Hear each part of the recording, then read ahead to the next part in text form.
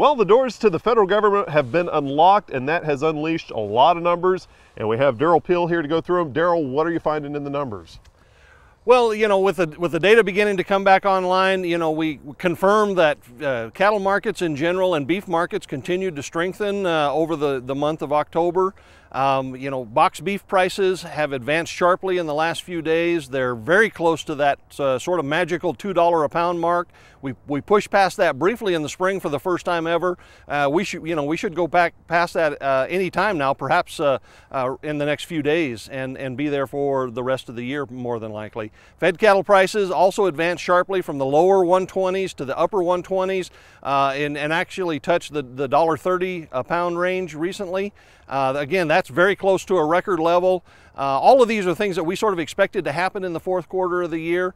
Feeder cattle prices continued to advance. The heavyweight feeder cattle have been the strongest relative to calves, but in the last few days it appears that the lightweight calves, the weaning calf prices have advanced sharply as well. Okay, one thing that's happened over the past couple weeks, a lot of the wheat's in the ground across the southern Great Plains, and a lot of potential for wheat pasture in Oklahoma and the southern Great Plains. Let's talk about that.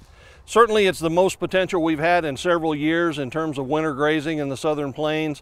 You know, we're perhaps a little bit behind where we would really like to have been, but it's going to come on, and we have considerable opportunity here. I think the demand for the stocker cattle is kicking in, and that's part of what we're seeing in these higher calf prices.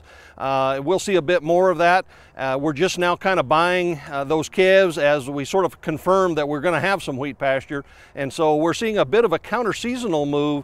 Instead of a fall low of prices, we're actually going up because I think the demand is pushing past the available supply at this point. Okay, let's talk about that. There's a guy that's got some wheat pasture. He's thinking about purchasing some cattle.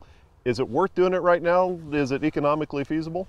You know, I think a lot of producers, and maybe even more so their lenders, are pretty scared of these high prices for these calves. They are extremely high prices, but if you pencil out the margin that's in there between the buy price and the sell price, and that gross margin, or that value of gain, if you will, it's actually still very attractive.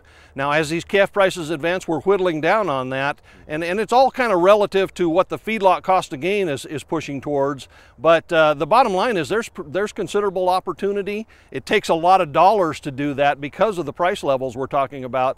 But the margins are actually pretty attractive. In Oklahoma, we have a long-term tendency to want to buy these 4-weight calves, and I guess I would just encourage producers to pencil out some alternatives around that.